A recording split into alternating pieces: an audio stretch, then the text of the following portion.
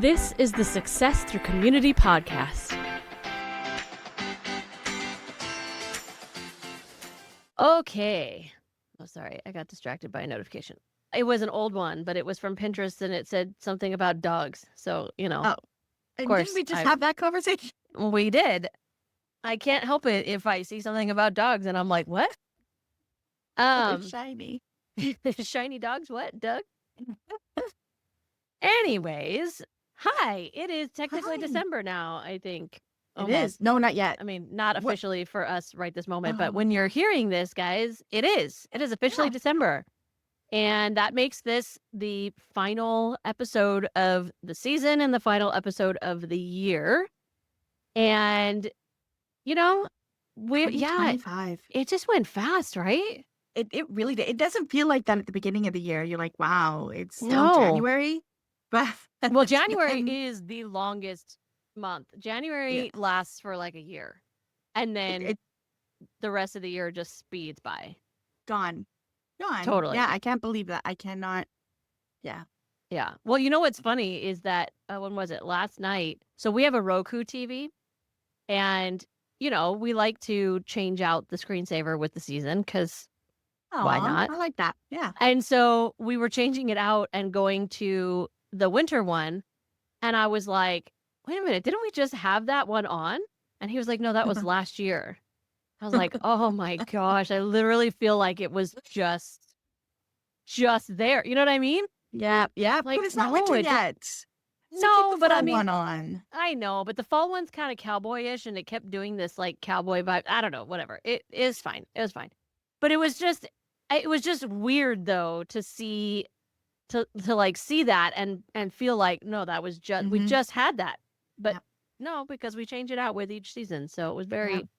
yeah, it was very weird. But it's interesting how the passage of time like Goes? is not just goes, but like the things that make us feel like the screensaver on my TV. Seriously? Like that's Oh, but yeah, like, usually, like, in my house, I mean, usually by now, it's December, technically, and I would have all the Christmas stuff out because I am that person. oh, we already did. But, yeah, so mid-November is my time, and I'm happy with that. Yeah. But I brought my tree out, I think yesterday or the day before. It was the day before, and it's still just sitting there because we haven't even had any snow. I'm in Canada, people. We haven't had Wait a any minute. snow I until thought 2 you days told ago. me like a couple weeks ago you had snow already. We had a light dusting. It's that crunchy Oh. stuff, and then it was, yeah. and then it was like plus 15 degrees for 2 weeks. Like Oh. plus 15 weird. degrees is really, it's ideal. But Because now, that's like around the 70s here, right? yeah. So it's, Yeah. it's warm. You It's know, not like warm. normal people It's measurements. sweater weather, for crying out loud. It was beautiful. Yeah. It's what your cowboy screensaver looked like. It's like it was around 15 degrees when they took that picture. Well, it's not a real picture, but I get your point. Yeah. But now we are under a foot of snow. And now all of Okay. a sudden Christmas has thrown up everywhere in my city just at once. Everybody was like, Oh, oh yeah. crap, it's time. Yeah. So Well, here it's like it's different for you guys because your Thanksgiving is so early Yeah. compared to ours that like honestly, if my Thanksgiving was as early as yours, my Christmas would start in like beginning of November. But because I'm trying to sort of not bypass Thanksgiving completely, but it's like I don't have Thanksgiving decorations. Yeah. That's not totally true. I have like pumpkins and things like that, but like they're just not as fun as the Christmas decorations. So, our whole neighborhood, like all of the houses are sort of confused for a little while because we all have pumpkins and garland. And like Christmas lights are up, but we still have the pumpkins around the door, like things like that. Aw. So we just we started with the lights because we always put the lights up early because weather. Like we don't want to be Right. dealing with that if it gets too wet or whatever. So we always do that early. But then the tree and stuff went up actually day before Thanksgiving. We were gonna wait until after, but we were like, forget it. And so we just did it. We have time. We're in the mood. Let's get her done. Yeah, and like honestly, all of our Christmas presents are already bought and wrapped and under the tree and like shipped if they're being Who shipped. are Like you? I don't know, man. It's not normally like this, but I think part of it is because we're staying in Idaho this year, and so we drop Mm, shipped a bunch of stuff, mhm. and it it just changed the whole, like, timeline for me because now Okay. everything we did, we had to buy things early to get Black Friday deals and things like that, but because I'm not getting them to my house and then still having to wrap them, like, they're already just done, and Is so it okay. feels weird. Isn't Black Friday like the official sign off on Christmas shopping for you guys? What do you mean by sign off? And by Like the way, I it's realize this is not we're not in the right topic. We'll get there, okay? Just bear with us. like isn't It's it still like this is interesting. it's now, hey, now you're allowed to shop for Christmas Day. Now you can Oh, start celebrating Christmas. Now it's I officially Christmas mean, season. Isn't yeah, that what Black Friday is? technically, but like Black Friday has expanded to like the entire month of November at this point. So, I've and because noticed. Black Friday, like there's barely any such thing as Cyber Monday anymore, just all the Black Friday deals are online. So Yeah. like it kind of doesn't get to act that way anymore because now it's Mhm. just like already there. Um So interesting. so yeah, so we got a lot of great deals, but like normally they would still be coming to my house. I'd still have to wrap them and I'd still have all that stuff, but because I'm Mm. not doing all of that, like, it's just all done. Even all of Glenn's birthday stuff is done. It's crazy. It's totally crazy. You know, you don't want to support the big conglomerates, but man, they make life easy, I know they really do. I mean, look, I right? did as much local stuff as I could, but Yeah. when the cost of shipping things even within the country is astronomical. So if I can get free Prime shipping, you better believe Hmm. I'm gonna get free Prime shipping. You Absolutely. get better Anywhere. gifts It if doesn't I even don't have to have to be, pay. yeah, if it doesn't even have to be shipped to your house and you can just ship it to someone else's. That's what Oh, I'm I'd be in on saying. it. Yep. Yep. That's what Yep. I'm saying. So, anyways, Merry Christmas, guys. Merry Um, Christmas, guys. it's officially December, so we're allowed to say that now. And we decided to do something a little bit different for this episode. I don't think we've ever really done this before, like an No. actual recap. I don't think we Yeah. have. No, we Um, we haven't actually. no, and so we thought, it'd be maybe interesting. I don't know. We'll see. But like to kind of go back through the season, which, as you guys know, this year we did a book a month, and so it's kind of spaced out, and just kind of like just go back and remind ourselves not only what books we read this year, but like what we got out of them, what we maybe didn't get out of them. And then maybe also talk about like what concepts or what things that we got from these books are going to come with us into 2026 and, are going to either be a shift or a pivot or just, that we've discovered that these things are part of our value system and they are important to us. And so, Hmm. we're going to prioritize them and be really, here's that word again, intentional about them in Hmm. 2026. So that being said, since I read the first book of the season, I will just dive right into it. Hmm. Um, Probably one of my least favorite books I've ever read for this podcast. And this was the one, if y'all don't remember, this was episode 402. And it was a book that was like kind of like a blind date with a book, sort of kind of. Like Hmm. it I was remember. from a friend. It was from a friend who had and there was another book this season that was like that, that was much better, but, um, she was just giving away a couple of books that she didn't want anymore and didn't need anymore, and so I snapped it up, and, I kind of understand why she didn't want or need it anymore because it was the Add More Ing to Your Life by Miss Gabby Bernstein, and it just was so not for me. Like, I was thinking back on, like, was there anything I don't wanna say anything redeeming, but, like, was there anything out of this book that I might take with me into 2026 or that I might feel like, "Okay, yeah, I sort of got something out of that." And I think I'm going to interrupt you because I do think yeah. that there is something that you may have learned by this book, and it is to trust your instincts on judging a book by its cover. Well, yes, 100% yes. I mean, this is not a book I ever would have bought. Yeah. That's for sure. If I had seen the cover myself and been like, "Should I buy this book?" I would immediately have said no. But because it was a blind date with a book, it was just different. It was in and honestly, like I would highly recommend when you have an opportunity to do a blind date with a book or just like, somebody has a book that they're kind of giving away. It doesn't hurt. It's kind of like sometimes when, back when we used to go to the mall with our friends. Does anyone do that anymore?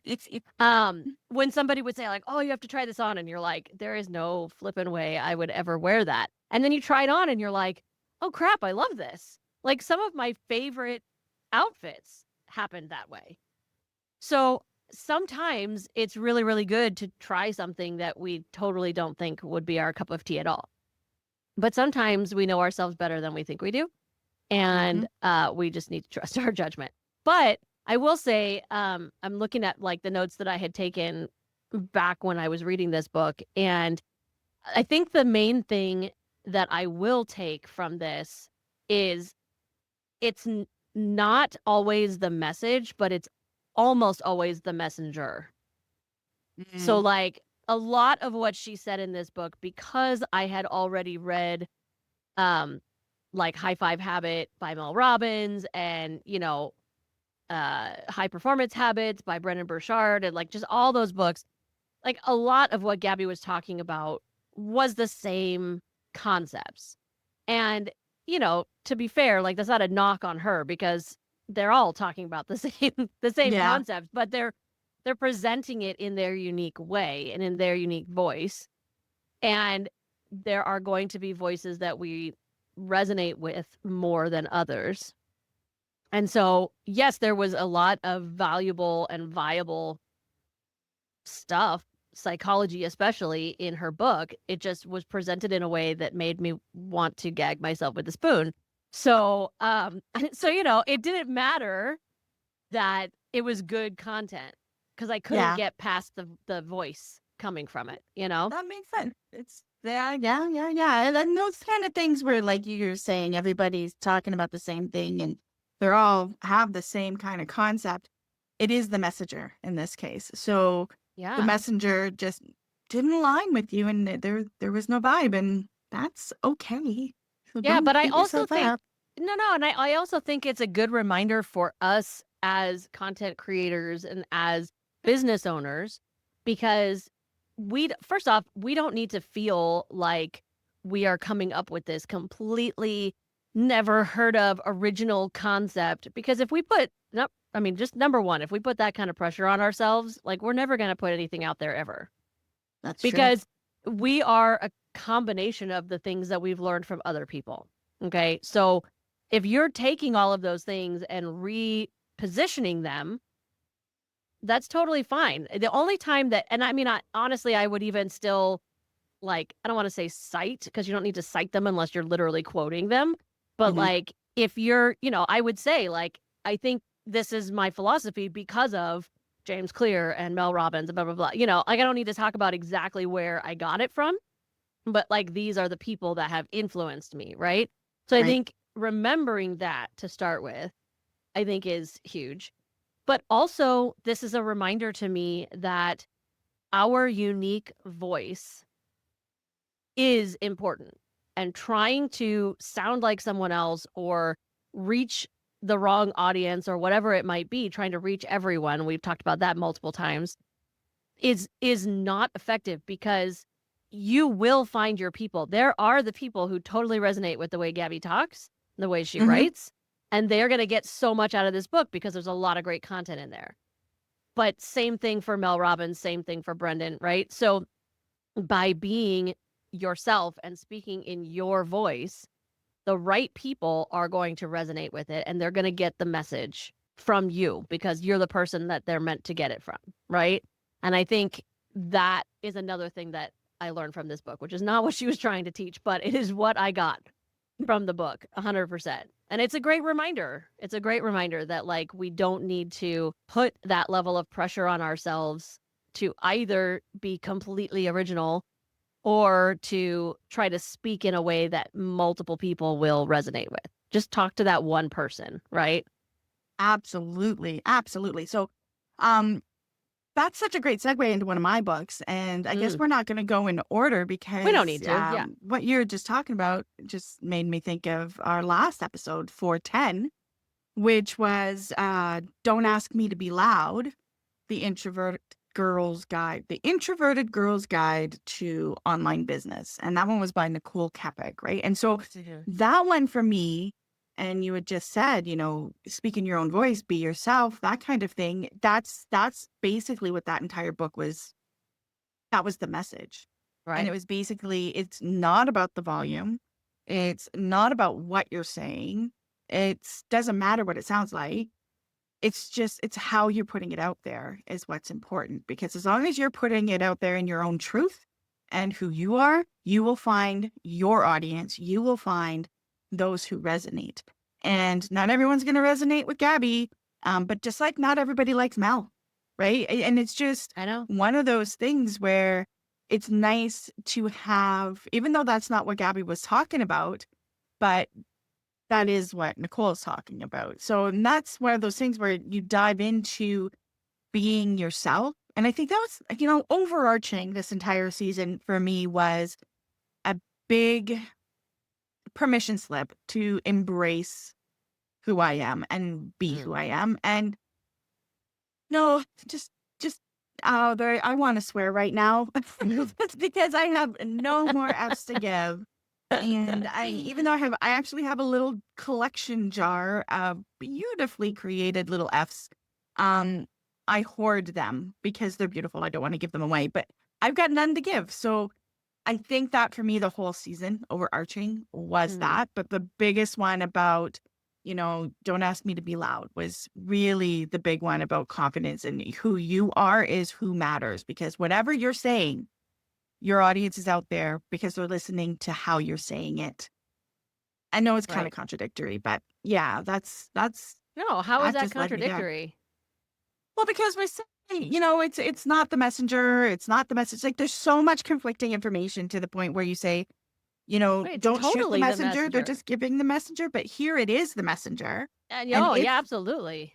yeah, but I don't want to say it doesn't matter what you're saying, because it does. Oh, well, If yeah, you of are course it speaking in matters. Yeah. gobbledygook, no one's Right. going to listen to you.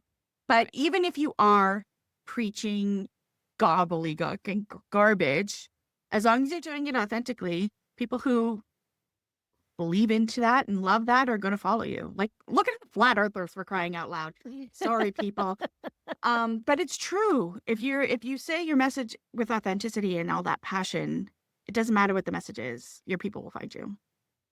Yes, absolutely your people will find you, but also make sure you believe in your message. Oh yeah. I we're not going to go there. Anyways, that's a whole other episode. Um, but yeah. Yeah.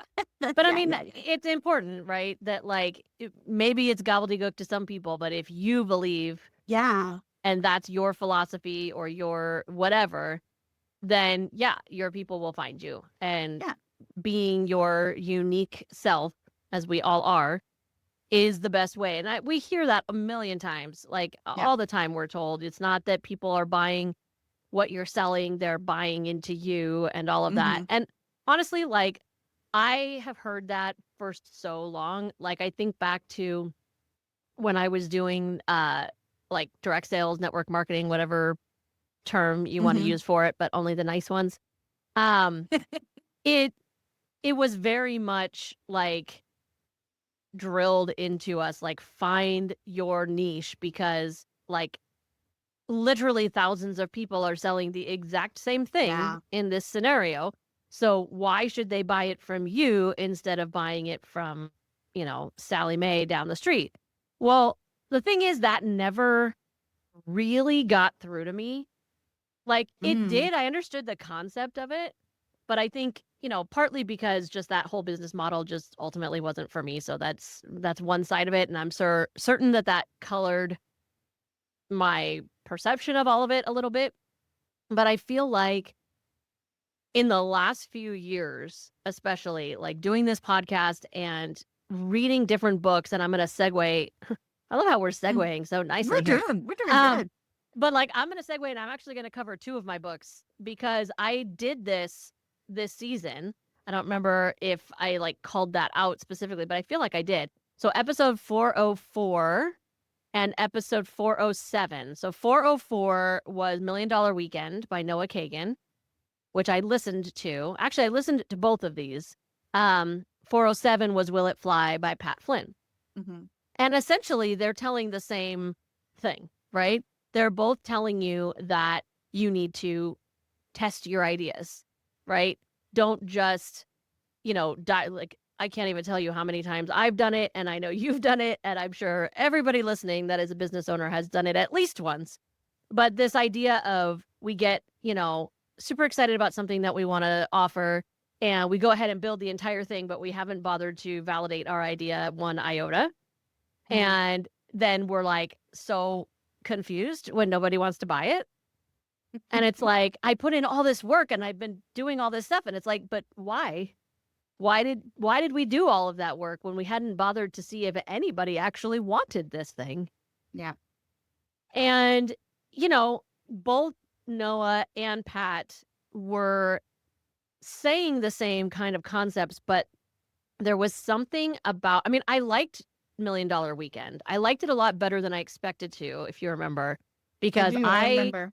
because I went into it not really understanding what it was gonna be about. Like, I kind of went I kind of went into it combatively a little bit, just to be like, what was that book that you read last season? Oh, that one chick. Hang on. I have the list here. Plan I'm Your gonna Year Like a Millionaire, Rachel Yes, Rogers. Yeah, yeah, yeah.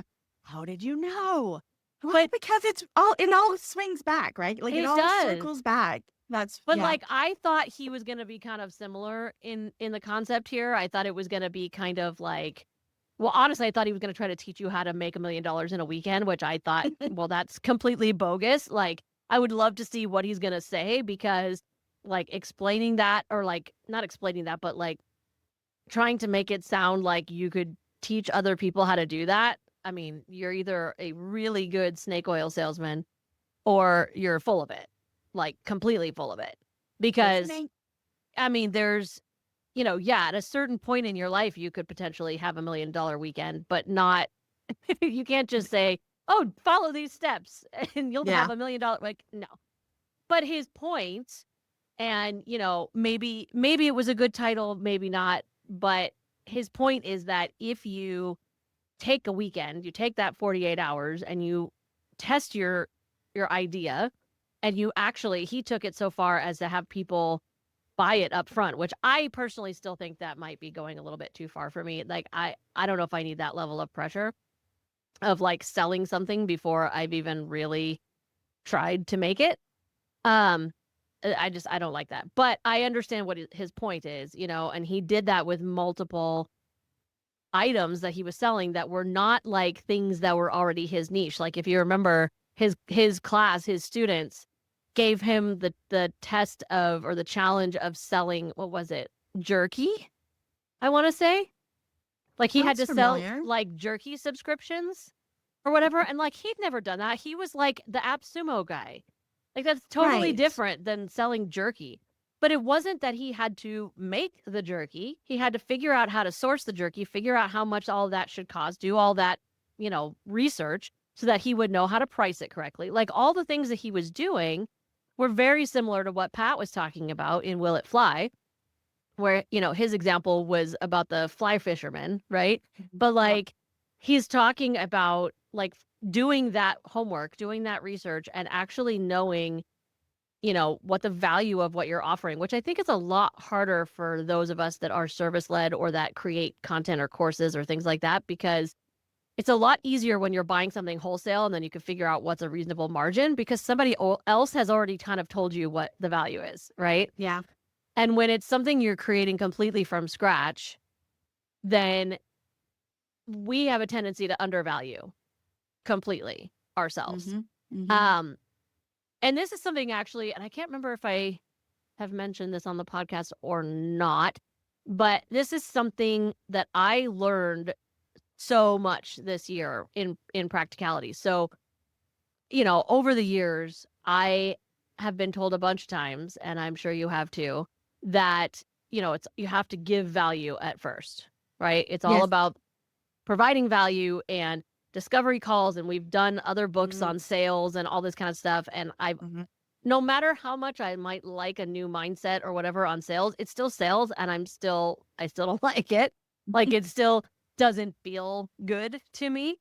Mhm. And this year, the Trello side of my business just like blew up for me. Okay. It did not become like a multi-million dollar thing or anything, but like for me, it was massive growth.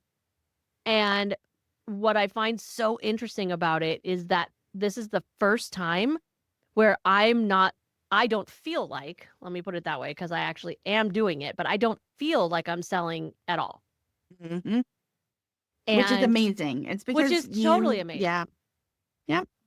Yeah, and even those like quote sales calls, like I'm still technically doing them, but people are paying me for them. They're paying me to sell to that's the thing that like it blows my mind a little bit because I am providing value in those sales calls. But I can actually charge for them so that they don't feel like a waste of time. Even if somebody is not a right fit or they're not gonna move forward, or maybe they can get everything they need out of me because 'cause they're, already, like, right on the verge of what they need. They can get it all out of me in that 30-minute call. Well, then cool. But then I still had my time valued. I still feel like I had my time valued, and they still get what they want out of it. And honestly, it vets the people who are not really serious in the Yeah. first place, which is really helpful. But like, I have not felt frustrated at all on that side of my business, even though like there have been a handful of people who haven't moved forward for whatever reason. That doesn't feel like a letdown now because I don't feel like I was selling to them and they rejected it. Does that make sense? That makes so much sense. And that's what I really, really dislike about the discovery call concept. Yeah. And, provide all this value and then let's sit down and have a sales pitch. And Right. it's such an old school way of doing things. I don't know if you remember, um, if you're even old enough to remember, but they used to have like those timeshare meetings where they'd be Oh like, yeah. come hang out with us for a weekend on this beautiful resort. And where, Yep. they schmooze you, then they pitch you. But the catch is you want to hang out at that resort, you got to sit through the pitch. Right. Right. And I feel like that's what discovery calls are. And when you're providing value and you're giving all of these free opt ins and webinars and this and that and this and that, and then it's the pitch.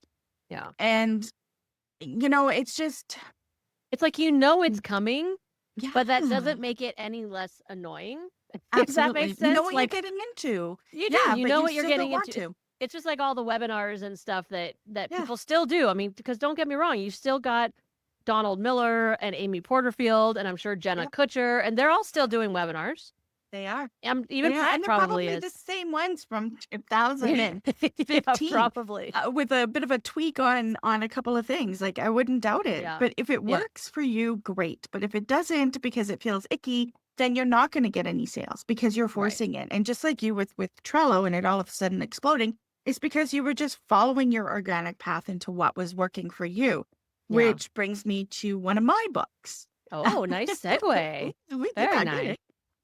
it? So episode 409 Yes. was The Silent Seller by Jai Verma. So growing your business without all the noise. And it's just that. We talked about it. We talked about the megaphone myth, right? Where Yes. there's that myth that you have to be loud, that you have to have discovery calls, the myth that you have to do all these webinars.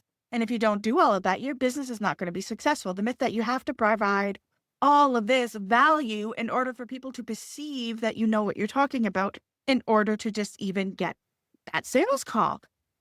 But when you nix what you don't believe in, when you nix what's not value driven for yourself and your own business, and you start going in the direction that feels right, that feels natural, like there's with ease, you're able to just do it with ease, that's when you're going to get that success. And that's when Trello started blowing up for you because naturally people just started coming to you going, I saw your video on Trello. Can you help me with this? And you're like, heck yeah, I can because I love Trello. And Right. Well, and that's the it thing is works. like I'm still providing that value, right? I'm still Mhm. doing the value add thing that everybody told you to do. I'm just doing it in a more scalable way because instead of like trying to do webinars and things like that, I'm just doing YouTube videos that anybody can watch whenever it makes sense for them. I don't have to do them at certain times or, whatever. I don't have to do live ones and then live streams and then I can Yep. just put them out there Mhm. and I am still providing that value. But the trick for me was, I mean, first off, letting enough time of that going by so that I established a level of authority and Mhm. that people recognize me as someone who knows what they're talking about when it comes to Trello, which takes time. You can't just post like 1 or 2 videos. And again, this is like all the stuff that I would love to go back a few years and tell myself because should have Yeah. been obvious but wasn't, right? Of Yep. like, you can't even if you like speak gold in your video. If it's the first time you've posted something, it doesn't matter. There has to be a consistency and a showing up regularly, not just for the algorithms and all of that, which, yeah, for sure, but also because it establishes you as someone in the know, as a subject matter expert, whatever your subject matter is. But also for me, the fact that even though that's a value stream and that's why I'm doing it and all of that, it's also something that can potentially, not yet, but potentially bring me actual income from that Mhm. value stream. So that if Yes. people don't necessarily want to pay one-on-one fees or whatever to work with me, they can watch more of the videos. And as they watch more of the videos and I get to a point where I'm getting ad revenue, whatever, like it can become a revenue stream as well, right? See, So and I it think just you're doesn't feel like a waste of time, right? Because it feels like it all has potential to be something bigger. exactly, and I think one of the things you're onto here is you're not just providing value, you're also providing next steps. And I Mm, find where we listen to all of that, um, all the myths out there that we're being told and all of the other stuff that we see.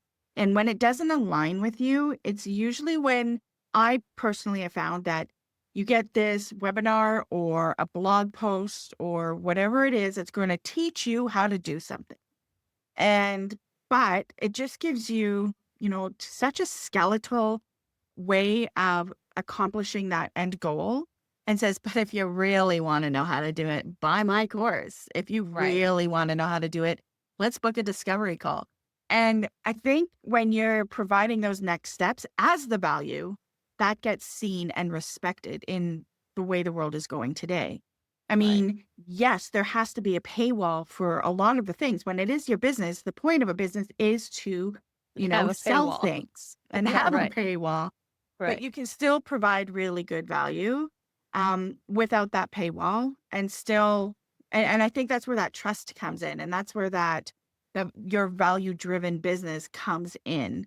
I'm not saying that all of those guys out there that are doing webinars and saying, "Hey, but if you want more, this is how you get it," don't have any values. What I'm saying is their values just don't align with mine.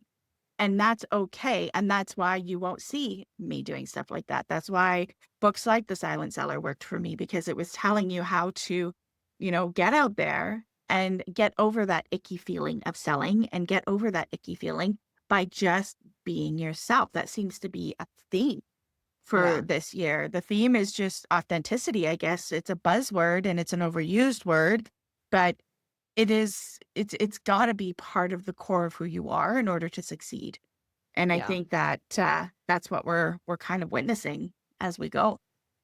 Yeah. Yeah. And I'm going to segue this into actually the crossover episode we did this year Oh, okay. with my TSA Weekly episode on the Let Them theory, which Mhm.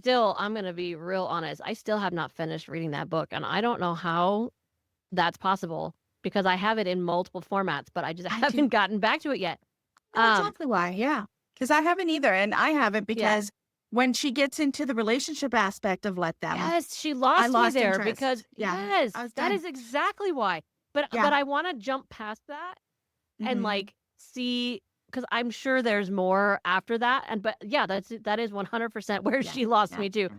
Because I just yeah. Anyways, um, but I feel like this kind of segues nicely for me from what you were just talking about of like the different approaches to selling because I always used to feel like when I would do Yeah. so for me it was less the webinars, it was more the free challenge and launch and Mm. just gag me. I hated it every single time. But I Yeah, always we got did it. so frustrated because and even though I was totally 100% this person in other people's challenges, so don't get me wrong. But you would put all this effort and time into doing these 3-day challenges or whatever you were doing, 3-day, 5-day if you were completely insane. Um, and you'd put in all this effort, and then you'd have those people that are like, "Okay, well, I got enough. I can just take it from here. I don't need to, Mm, like, buy anything." And, yeah. like, again, 100%, I am that girl, okay? I Yeah. totally did that, and the reality is that sometimes that was true. Sometimes I did get enough. I don't need to buy it. I'm fine, like, cool. But sometimes I'm just being cheap and I don't wanna buy it. Um, and so I'm What just do you gonna, do like, being cheap? You just obviously didn't see the value in it, right? Like it just well, didn't. yeah, I guess so, yeah. I mean, but sometimes I feel like I'm just being cheap, like, "Well, I'll just make do with what I got out of what you gave me for free because I don't wanna pay for it or whatever."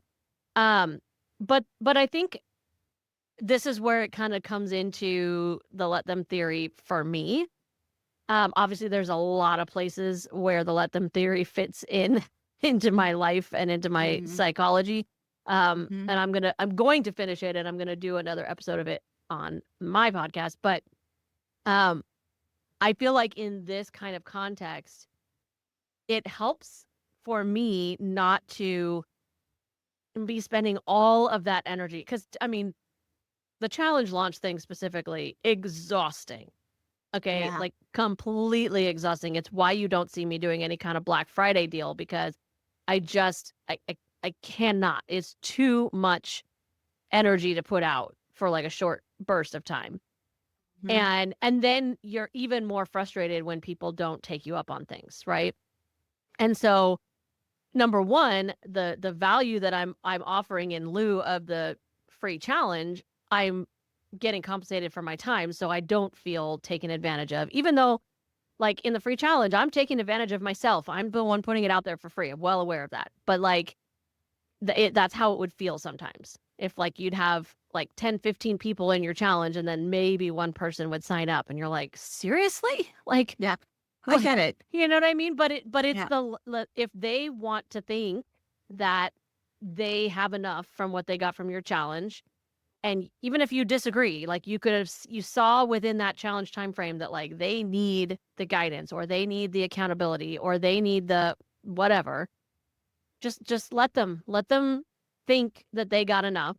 Mm-hmm. It's okay. Maybe they'll realize down the line that they were wrong and come back, maybe they won't, but the reality is, let them. I think it just got easier for me to let them when I took away the layer of self-imposed resentment that comes from all the time and energy being put into something and then feeling like it wasn't appreciated Oh or yeah. unvalued, right? And so, for me, that's the let me part. Like we've talked about let them let me, right? The let me part is let me show up in a way that I can feel good about it regardless of the outcome. Because what's the one thing that we never control is the outcome. Mm-hmm. All we control is how we show up, right? So let me show up in a way that I'm not going to walk away feeling resentful if they don't move forward. And so I've done that part and then just let them make their decision. Even if I can totally tell in their audit that, oh man, they so need my help, but they decide not to move forward with it. Okay, let them. That's their call. Let them. I think Yeah. the let them theory was one of the books that and we didn't talk about it on the episode other than, your crossover and other than it popped up quite a bit throughout the Yeah. year Yeah, for because sure. we both read it and we both resonated with it very, very well Yeah. or a lot, the words. Yep. We I know what you meant. we both read it and I think that's one of the books that for me is my biggest takeaway book of the year is one that wasn't on the podcast. It was the Let Them Theory. And Yeah. the Let Them Theory isn't new by Oh, any no, not at all. stretch of the imagination. This is totally Um, message and messenger kind of situation. exactly the way Mel gave that message, it was like a gut punch. It was like, wow, Yeah. why have I not been listening to this advice my entire life? Why Right. am I only actually paying attention now? And it was just because of her method. And She I made it did so skip, simple. Like, yeah, she and really relatable. Yeah, simplified it. Yeah, and relatable for absolutely. sure. Absolutely. Um, for, well, I want to jump to one of the books for this season that we talked about. And that is a book that we both read, actually, Yes. on top of the Let Them Theory. But one we actually brought to the podcast, that was going to be episode 406, the introverted, that was going to Introvert be episode, entrepreneur. thank you, You're by welcome. Beth L. Bulow, who I appreciate so much of because she is also a photographer. So I can Mhm. totally see her in everything I do. And when you were just talking about, feeling taken advantage of, feeling those feelings that you're putting yourself out there and you're doing all that work, and then you just feel like it's not appreciated. I get that. And that's Mhm. what made me think of this book, particularly, is because as a photographer, I would go to parties and events and stuff like that. And people bring cameras when they're I'm invited to a birthday party, right? Of someone Mhm. I love, a cousin, a relative, a friend, a niece, a nephew. And I would bring a camera because that's what people do. They bring their cameras, even though it's most of them are on their phones. And I would end up being the working photographer. Oh, no one needs to take pictures because Jolene is here with her camera. Well, Jolene stopped bringing her camera to events and it got noticed.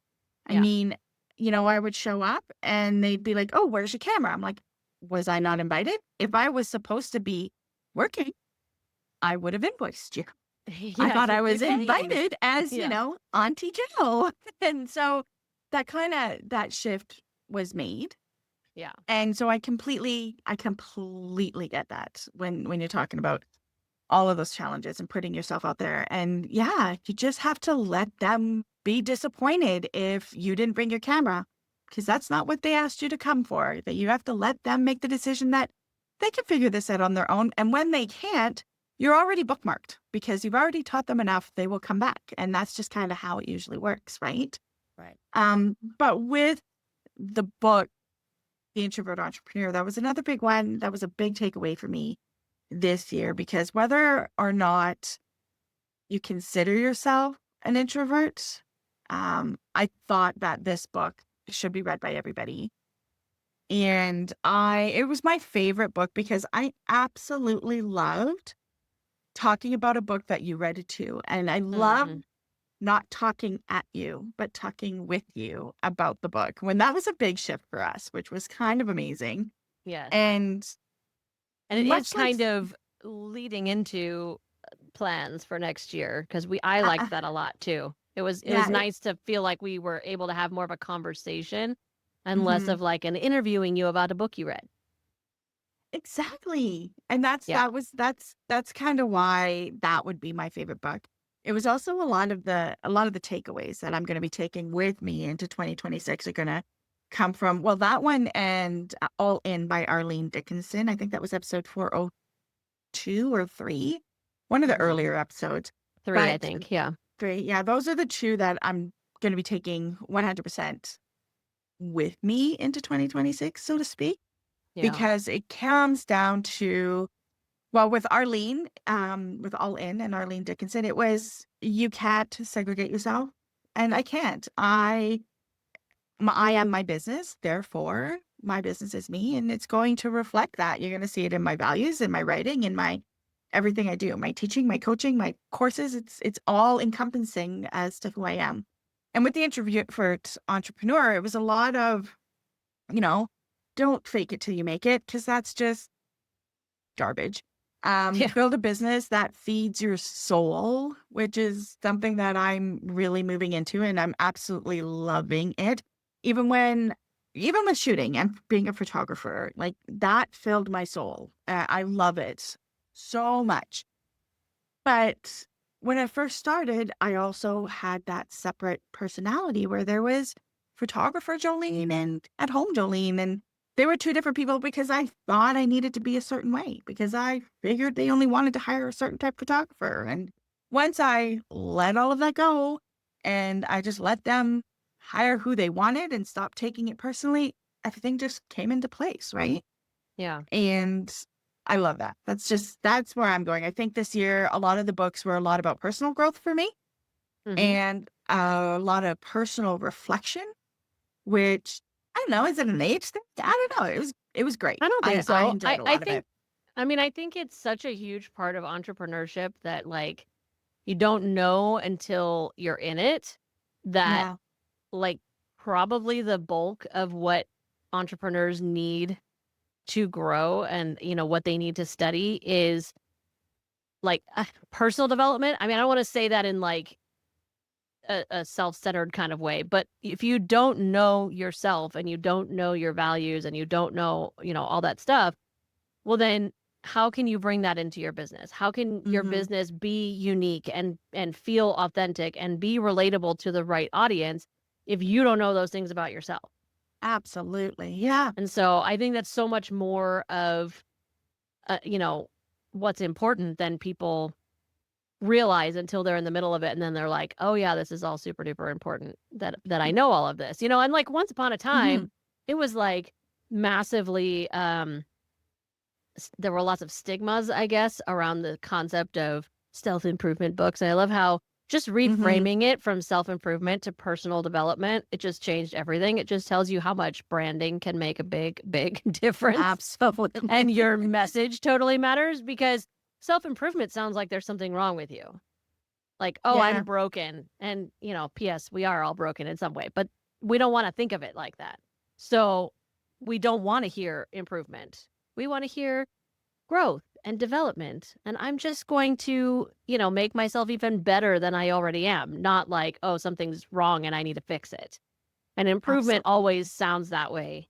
But I think it's I love that it's so mainstream nowadays and that people are so aware of how important that is and just really knowing yourself, knowing your values and, everything that comes along with it because it also helps you survive the ups and downs of being a business owner, the good years and Mhm. the bad years and, the rejection that will ultimately follow in some fashion. Like if you're not a strong person in who you are and what matters to you and all of that, then you're going to crumble. You can give up easy and walk away and Yeah. be disappointed, and it'll always be disappointing. It doesn't matter. I have quite a few friends who started a business. It didn't go right the way they wanted, so they gave up. Went, oh well, Mhm. I'll do this instead. So they gave up, and I'll do this instead. And I have a few friends who are always out for a quick buck and doing whatever they can to make money now and fast and hard. And they're And not thinking they're about the long term. Yeah, and they're the ones that are always disappointed. They're the ones that just they're not building a business that beats their soul. They're the ones that are, faking it till they're making it, and they're not making it. Well, And and they're that is miserable along the yeah. way because, like, it's yes, we all want the successful outcomes and all of that, but the journey is the point. Mhm. So if you're not being yourself and you're miserable the whole way, then yeah, what's the point? Just don't Yeah. bother. And don't get me wrong, there are plenty of times where I am miserable. Oh, absolutely. I It mean, is look, there are par for the good days and course. bad. Yeah, Yeah, for sure. absolutely. But you know what? It's also about the story. I mean, and we talked about it before, and we will be talking about it again. Absolutely. It's the story. It's telling your story to your audience and being able to turn your business into a story. And it's like that journey. It's the hero's journey, right? It's the way you're going to put yourself out there, how you're representing yourself, how you're representing your business, and how you're saying your message. And then that's the only way it's going to be heard. And if you're not saying it um, with a way that feels real to who you are and that aligns with your actual values, you're going to be disappointed. It's Yeah. going to end in just tears and money loss and giving up, quick and easy. Right. Right, but there has to be a balance, right? Because I always said to myself like, well, like especially email marketing because you are like the one who likes to write emails and write Yeah, blogs and whatever and yeah, I mean, you and I are so opposite in those ways like you're all about the writing, yeah. I'm all about the just talking on video or whatever.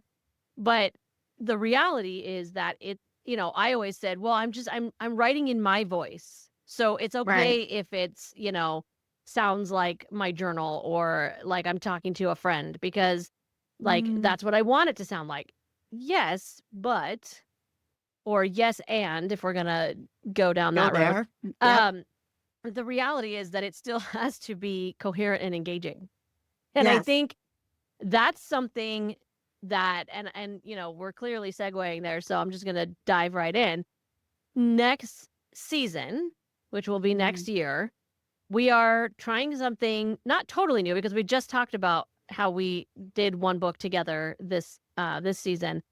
But we are actually going to do an entire season around a book that we're both reading, sort of. So Sort here's of. the thing. You guys might remember, I think it was during the Will It Fly episode that I mentioned this because I talked about my amazing opportunity to speak to Pat Flynn briefly. And he mentioned a particular book during the summit, whatever, that I was attending. And I was so intrigued by the fact that he brought this up, but because the entire summit was around email marketing, stuff like that, I started thinking about it like, oh, maybe this is something that I should really pay more attention to. And it was this book called Save the Cat. And I honestly can't remember if he specifically mentioned that it was a screenwriting book or not, but I went in, I bought it, and then I learned that not only are there a whole lot of versions of it, it's kind of like a chicken soup for the soul kind of situation where there are like a lot of Save the Cat books. I did not know that, but also that you were like, it was on your TBR to read Save the Mm-hmm. Cat. And Mm-hmm. so we are, next season, we are doing pseudo book club because we're both reading Save the Cat, but we have slightly different variations on them. So we're not entirely sure how much this will line up, but I think they're going to line up more than we think. Yeah. Mine being on screenwriting, and what's yours focused on? The novel writing one. Yeah, novel writing. So that's what we're going to be doing next season.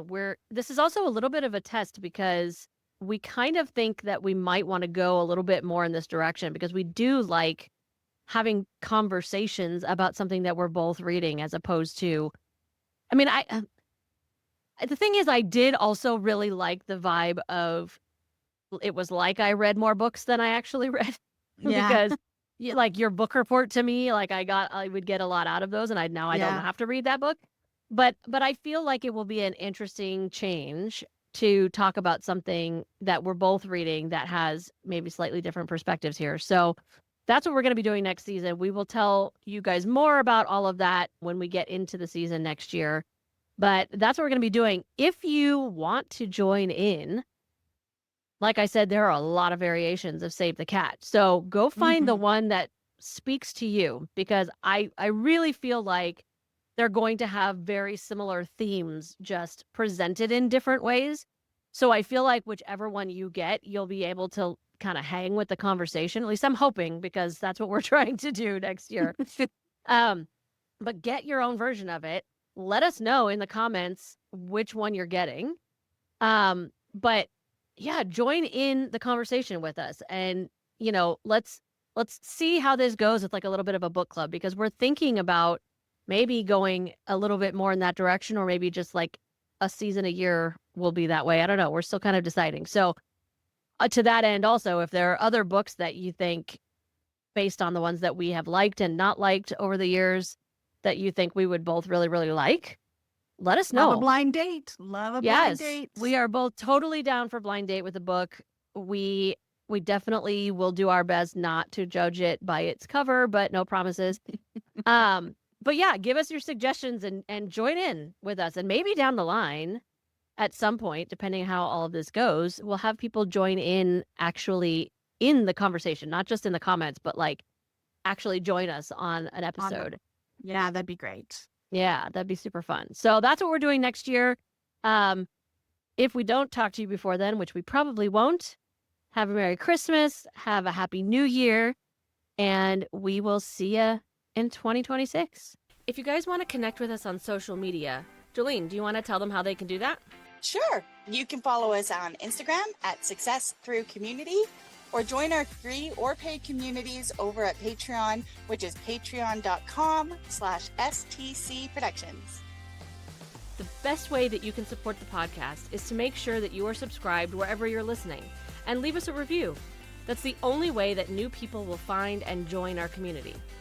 The Success Through Community podcast is hosted by Kelly Gable and Jolene Mills, and all episodes are solely the opinions of the respective host. Our sound production and editing is done by Kelly Gable, and all visual creative, including our logo, was created by Jolene Mills. The Success Through Community podcast is an STC production.